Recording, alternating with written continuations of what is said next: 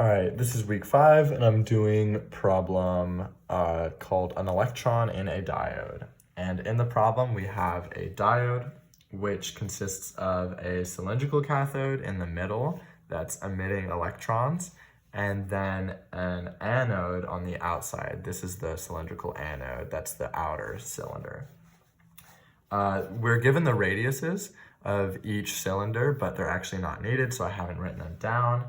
And what we're trying to figure out is what is the final speed of an electron that's emitted from the cathode, which is the internal cylinder. What is the final speed when it strikes the edge of the anode? And in between the cathode and anode, there is a potential difference of 225 volts. So this is actually all the information that we need, is the potential difference, that the initial velocity is 0, that the mass of an electron is 9.11 times 10 to the negative 31 kilograms, and that the charge of the electron is 1.6 times 10 to the negative 19 coulombs. With this starting information, we're supposed to find the final velocity as this electron hits the edge of the anode, which again is this outer cylinder.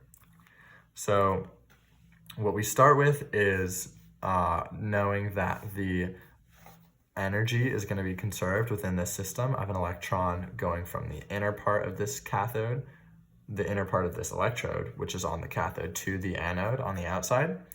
And we know that that initial potential energy is Q times the potential, the electric potential, which is 225 volts. And Q, of course, is the charge of the electron.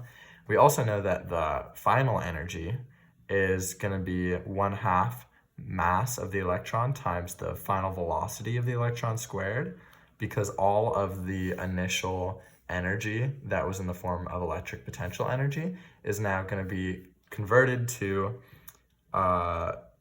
kinetic energy, because there is no difference in electric potential at the edge of the anode, which is again the outer cylinder.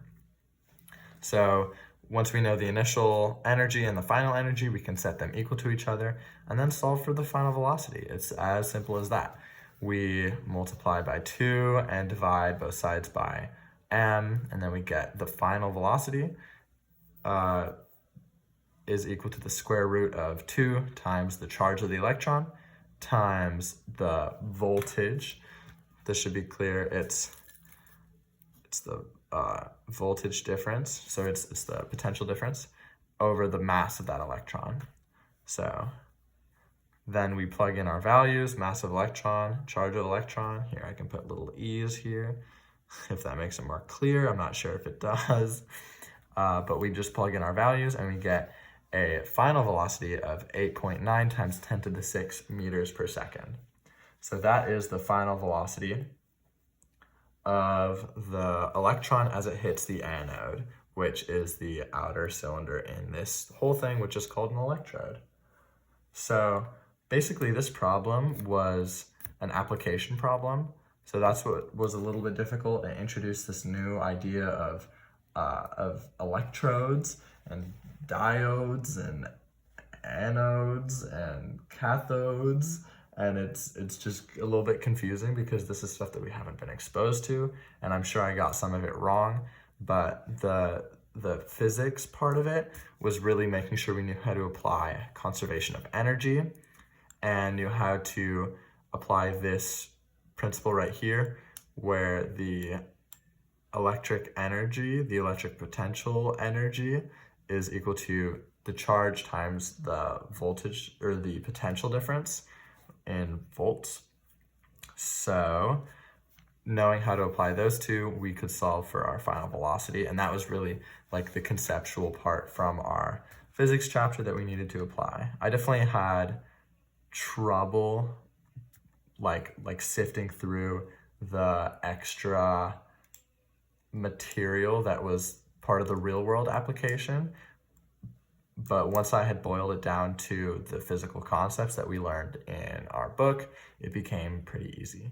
So yeah, I hope that this helped you understand the problem, and I hope that you have a nice day. Thanks.